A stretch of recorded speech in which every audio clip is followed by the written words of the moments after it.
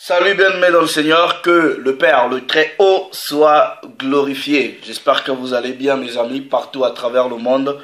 Vous qui allez prendre le temps de m'écouter. Voilà, double honneur à la personne du Machia, du Christ, du Préméné, à la fille et au fils de mon peuple, à ces bantous dispersés à travers les quatre coins de la planète. Vous avez ici, en tout cas, mes salutations les plus fraternelles. Je vous dis un grand shalom. Voilà, aux fils des nations païens, ok, mais ceux uniquement qui aiment et qui se sont prosternés devant la vérité de la parole du Père par la personne du Machia. Vous avez aussi mes salutations, je vous dis shalom. Donc aujourd'hui, on va parler en tout cas du projet ougandais. Ok, c'est quoi le projet ougandais? Vous allez recevoir des informations ici que vous pouvez aller vérifier, ok, sur des institutions qui sont officielles. Parce que, vous voyez, on va vous dire la vérité, ok. Ici, là, quand nous venons apporter des informations, nous sommes comme des sentinelles, ok. Donc ici, je vais parler à ces frères, à ces sœurs bantous, ok, qui perdent leur temps, ok, dans le christianisme de l'homme blanc. Vous allez tous mourir, c'est-à-dire vous tous qui êtes dans les religions du bois et de la pierre, vous allez mourir, ok, selon les prophéties, c'est-à-dire les 2/3 de ceux que le Père a choisis, c'est-à-dire de ces bantous de Yachara là, vous allez mourir aussi longtemps. Vous ne revenez pas à la loi, aux préceptes, aux statuts et aux commandements, ok, du Très-Haut. Vous restez dans les religions du bois et de la pierre, vous allez mourir. Maintenant, comme le Père lui-même a établi des sentinelles sur son peuple, il nous dit ceci. Toi étant que sentinelle, quand tu vois le danger, fais souffler ta trompette. Si le peuple écoute et que la mort intervient, le sang du peuple, en tout cas, ou des individus, ne te sera pas demandé. Mais si tu ne souffles pas la trompette et que la mort, le danger interviennent, c'est sur toi la sentinelle qu'on va demander le sang de ceux qui vont mourir. Donc, moi là, votre frère, j'ai pas besoin d'avoir le sang de quelqu'un dans mes mains. C'est pour cela que je vous apporte les informations que vous allez vérifier. Vous les acceptez, tant mieux. Vous les acceptez pas, c'est votre problème. Parce que dans votre voyerie de christianisme là, vos pasteurs ne vous enseigneront jamais l'histoire biblique. Ok? Ils vous font que du bourrage de cerveau, des choses qui sont parties apprendre chez l'homme blanc. Donc aujourd'hui là, on va vous parler encore de cette super chérie. Comme vous pouvez voir le titre de la vidéo, on va parler du projet ougandais qui était une tentative de détournement prophétique par les faux juifs de la synagogue de Satan. Ces édomites là qui sont dans ce pays là, ces Israéliens, pas Israélites. Voilà, ils sont là en Palestine, ces Israéliens. Donc, vous voyez, quand vous lisez très bien la Bible, ok, vous prenez même le livre de Judith. Prenez même le livre de Judith, ok. Vous lisez dans le livre de Judith, c'est-à-dire nos ennemis, nous ont toujours observé. Dans le livre de Judith, ils ont observé, ils ont vu la gloire de Yachara là. Comment on avait même des guerriers et des guerrières, ok. Ils ont dit, ce peuple-là, aussi longtemps, ils respectent les préceptes, les lois, les commandements que le Créateur leur a donnés, on ne peut rien faire contre eux.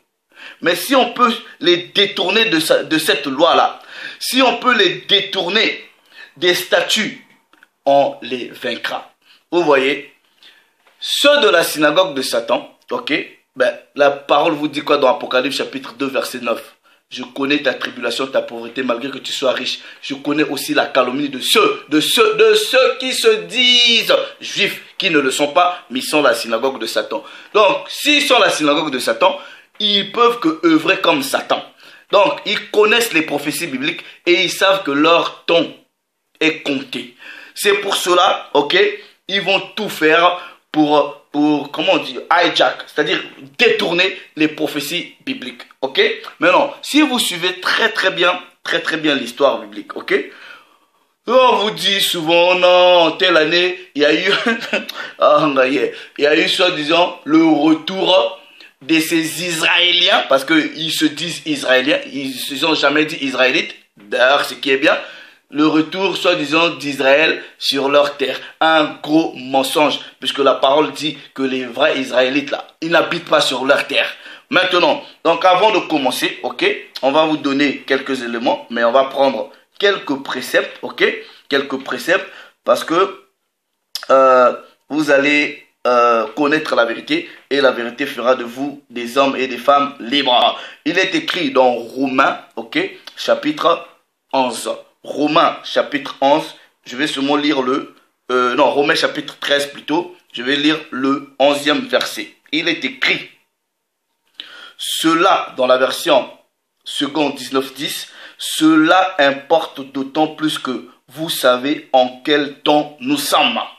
C'est l'heure de vous réveiller enfin du sommeil. Donc ici là, je viens te dire, toi Israélite, toi Bantou, toi peuple choisi, et toi aussi païen mais qui acceptait cette vérité, il est temps de sortir du sommeil de vos religions du bois et de la pierre. Il est temps de sortir du sommeil de la matrix où on vous a menti avec les religions soi-disant révélées, où on vous a blanchi toute l'histoire.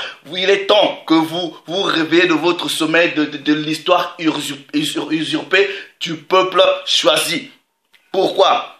Parce que le salut est plus près de nous que lorsque nous avons cru. Vous devrez sortir de ce sommeil-là. Dans ce sommeil-là, on vous a fait croire que l'histoire de la Bible ne vous appartient pas. Soi-disant les Abraham, les Mashiach, les Moïse, c'est des hommes blancs. Alors que c'est parce que l'histoire nous enseigne, c'est parce que la parole nous enseigne. Ce sont que des mensonges que vous avez reçus de l'homme blanc. Donc, ces gens-là ont observé les temps et les saisons. Ok? Ils ont observé le peuple choisi du Père. Et par différents mécanismes, ils vont vous voler votre spiritualité. Ils vont la transformer et vous revendre quelque chose qui vous appartient à vous-même. Ok? Maintenant, quand vous regardez bien, ok? Déjà, soi-disant, cet État dit Israël, ok?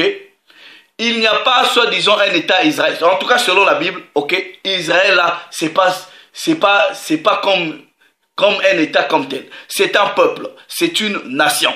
Ok? Maintenant, regardez ceci. Regardez ceci. Tout autour en tout cas, pendant le cours de l'histoire, ils ont fait différents programmes, soi-disant des retours d'Israël à la Terre Sainte, des choses comme ça, ok? Et le retour d'Israël, soi-disant à la Terre Sainte, c'est quoi? Ils sont partis prendre les gens qui étaient, les Édomites là, en Pologne, en Russie, tous ces blancs là, qui sont venus occuper la Terre Sainte. Et depuis qu'ils ont occupé la Terre Sainte là, c'est que abomination sur abomination. Et d'ailleurs, la parole vous dit quoi? Que la Terre Sainte sera occupée par des bâtards. Ok, on va lire ça dans la parole. Ashdod sera occupé par des bâtards, par un peuple mélangé, par le peuple qui n'appartient pas à cette terre. Ok, maintenant, regardez.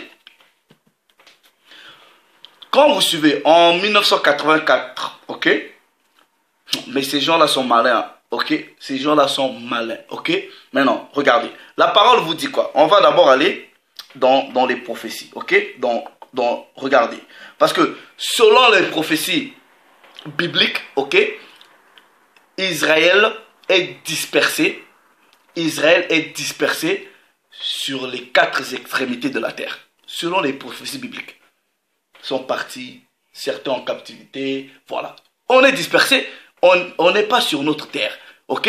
Malgré que quand il y a des prophéties comme ça, il y a toujours un petit reste. Regardez ceci, regardez. Nous allons aller dans les prophéties bibliques, ok? Nous allons aller dans les prophéties bibliques. Qu'est-ce que le Père dit dans Ésaïe, ok?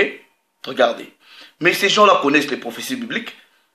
Dans Ésaïe chapitre 11, le verset 11, ok? Il est écrit ceci. Dans ce temps, le Seigneur étendra une seconde fois sa main pour racheter le reste de son peuple dispersé où? En Assyrie. Alright? En Égypte, à Patros et en Éthiopie, à Elam, à Shinéar et à Hamath et dans les îles de la mer. Ça c'est prophétique. Ok? Donc, ça vous prouve déjà que Israël est dispersé. Maintenant, qu'est-ce qui va se passer? Ces gens-là ont lu toutes ces prophéties-là. Ok? Et maintenant, quand nous allons dans le livre de Sophonie, ok? Dans Sophonie chapitre 3, verset 10, j'avais déjà expliqué ces versets-là. Regardez, il est écrit, d'au-delà des fleuves de l'Éthiopie, ok?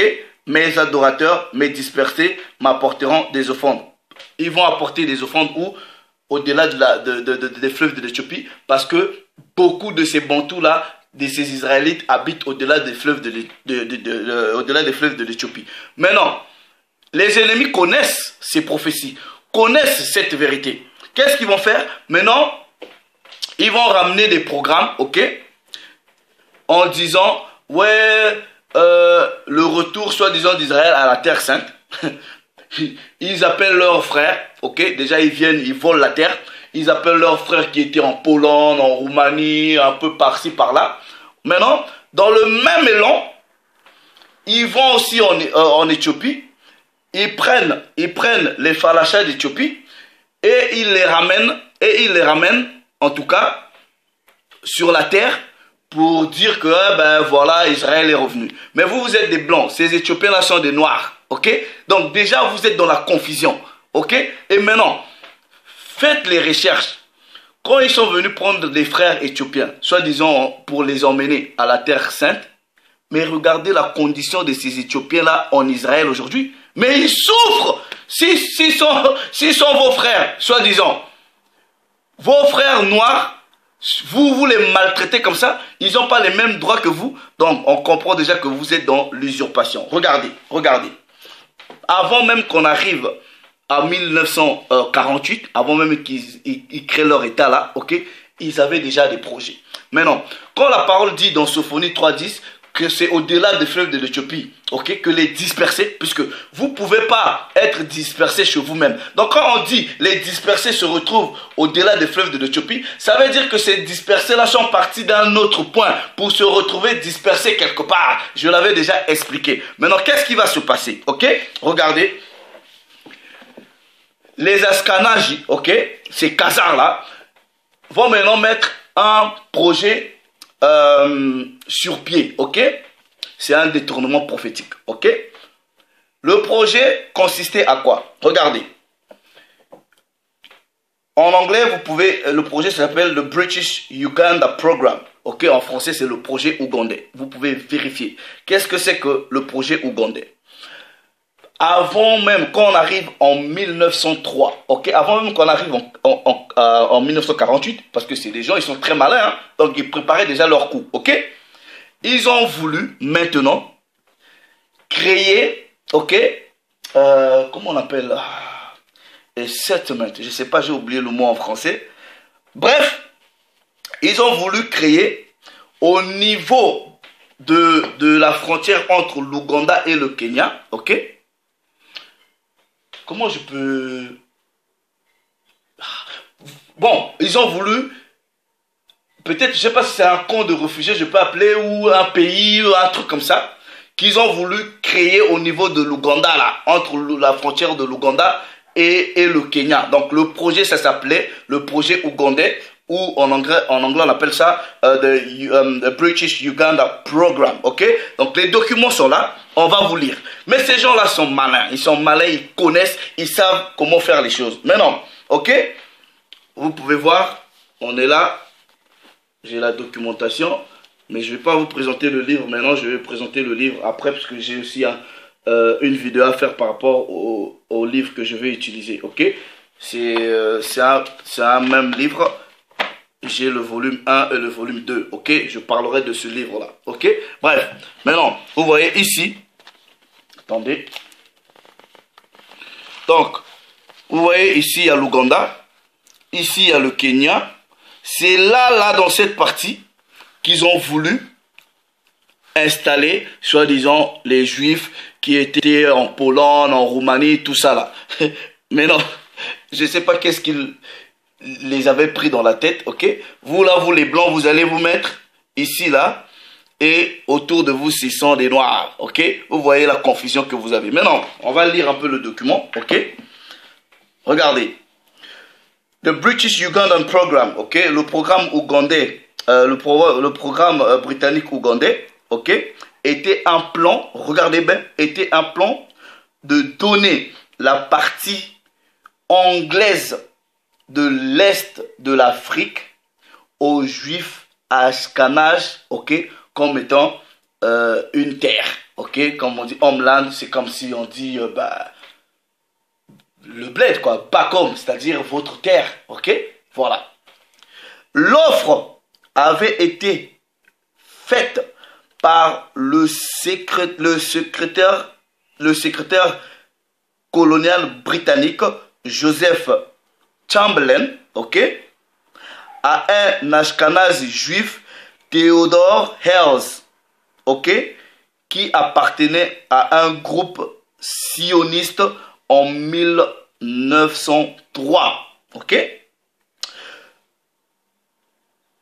Les Anglais offrirent, ok, 5000, je ne sais pas si c'est 5000 km², bref, square miles, je ne sais pas, 5000, je ne sais pas si c'est, je ne connais pas la conversion, bref, du mot plateau, ok, qui est aujourd'hui le Kenya. Donc, peut-être qu'ils avaient voulu offrir le Kenya, en tout cas, à ces ashkénazes, ok. Maintenant, regardez, ils disent que cette terre devrait servir de refuge, ok, à la persécution de la majorité des Juifs en Russie et en Pologne, aussi bien que les Juifs en Europe. En tout cas.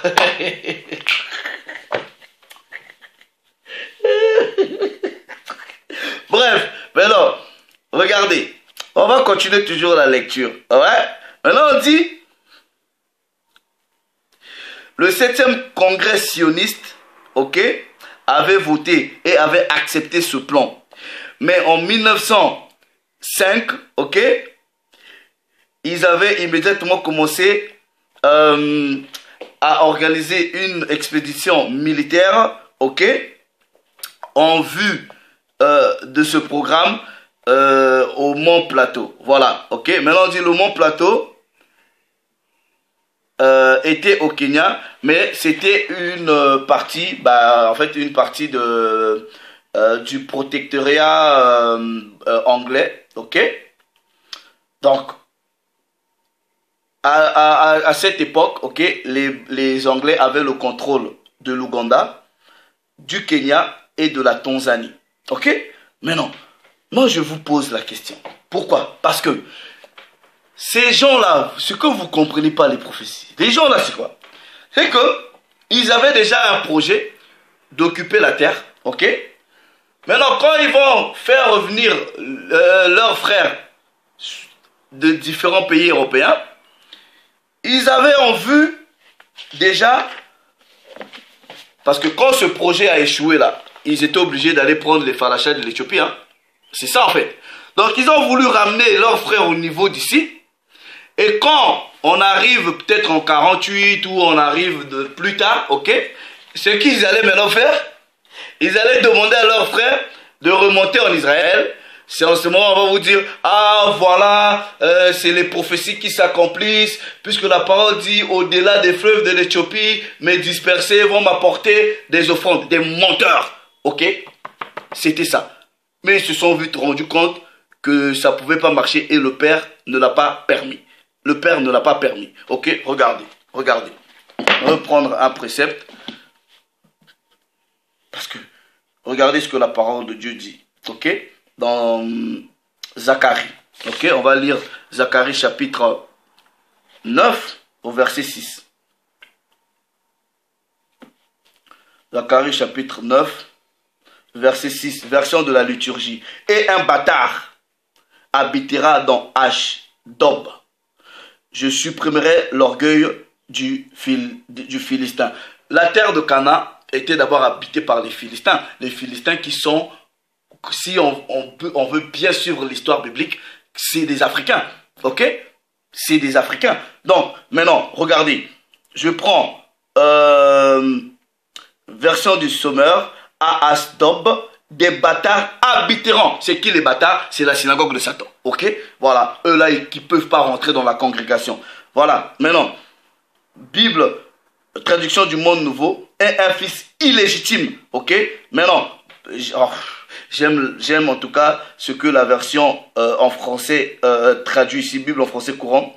Une population mélangée. Alors, ils se sont mélangés, tout ça là, ils ont fait tout un tohu-bohu, je sais pas, ils ont mélangé, pris même des frères, même ceux qui ne sont pas israélites, ils les ont mélangés en disant, venez seulement. La parole dit à Asdod, ok, une population mélangée, c'est-à-dire des bâtards, vont habiter sur cette terre sainte. Vous voyez, depuis qu'ils habitent sur la terre sainte là, vous voyez, il n'y a pas de paix là-bas, il n'y a pas de paix. Or, selon les prophéties bibliques, ok, le Père nous dit quoi? Quand il va ramener son peuple de la Syrie, de l'Égypte, de l'Éthiopie, de Shinéar, c'est-à-dire de Babylone, ok, ils vont connaître la paix, il n'y aura pas de guerre. C'est ce que la parole de Dieu dit. Mais depuis là, eux là, soi-disant, ils sont repartis là. Il n'y a que guerre en guerre, tous les jours. Ça pleure, ça tue. Vous ne devez pas réfléchir. Vos pasteurs là ne vous apprennent pas ces choses-là dans les églises. Mais non. Vous voyez, Dieu vous confond, vous, la synagogue de Satan. Vous voyez, faites une recherche. Vous voyez, les Israéliens, en tout cas, ces Édomites-là qui habitent en Israël, ok, ils ont le taux élevé du cancer de la peau, ok, ils ont le taux élevé du cancer de la peau. Vous pouvez vérifier, en tout cas au monde, s'il y a des gens qui souffrent du cancer de la peau, ok, c'est là, c'est-à-dire, le taux le plus élevé, c'est chez eux. Vous souffrez encore du cancer de la peau, comment?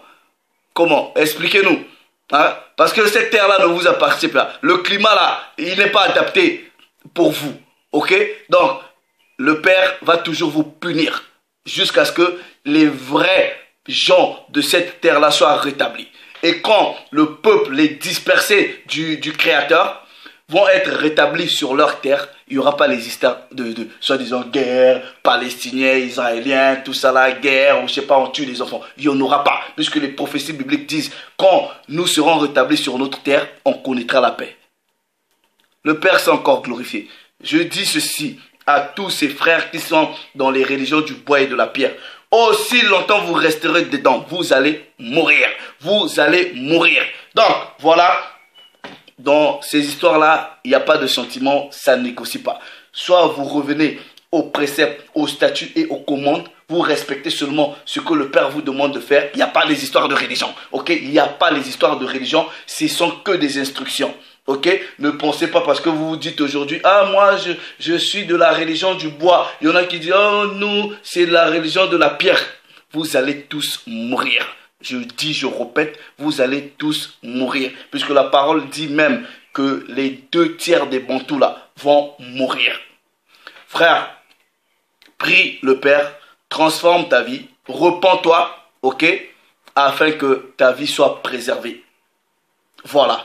Donc, vous pouvez vérifier l'information. On vous parle du projet ougandais, ok.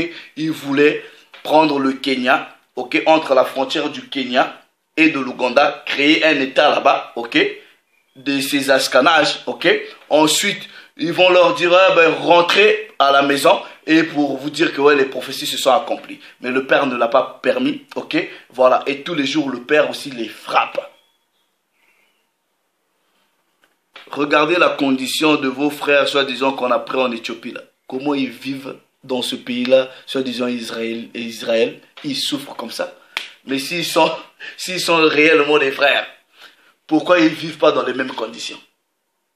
Regardez les reportages de ces Éthiopiens, là, ces falachas qu'on a pris en Éthiopie, on a mis dans les avions, tout ça là. Je ne sais même pas si on peut considérer, je ne sais pas, c'est une honte. Vous voyez, on les a entassés comme des réfugiés. On dit, le retour d'Israël. Ils vivent comment ces Éthiopiens là? Regardez les documentaires. S'ils sont réellement leurs frères, est-ce que vous pensez que vous pouvez faire mal à votre propre frère? Il est temps de sortir de votre sommeil. Vous connaîtrez la vérité. La vérité fera de vous des hommes libres. La vérité, c'est quoi? C'est que c'est nous qui sommes le peuple choisi du Créateur. La vérité, c'est quoi? Vous devrez revenir seulement à la parole. à respecter les commandements, les lois, les préceptes. Il n'y a pas de religion. Religion du bois, là, il faut bannir. Religion de la pierre, il faut bannir. Tout ce que vous devrez faire, le Père nous a créé. Il nous a donné des principes, des lois sur lesquelles nous devrons marcher. C'est tout. C'est tout le fondement même de la parole. C'est qu'un ensemble de préceptes, de lois. Donc, malgré qu'ils vont tout faire, ils ont peut-être pu changer l'histoire, mais ils ne vont jamais changer la vérité de la création. Le Père, il a dit, quand Yachara là, quand ces Bantous là seront rétablis sur la terre promise, il n'y aura pas les histoires de guerre. Mais eux, ils sont revenus là. Depuis qu'ils sont revenus, soi-disant, il y a toujours des guerres.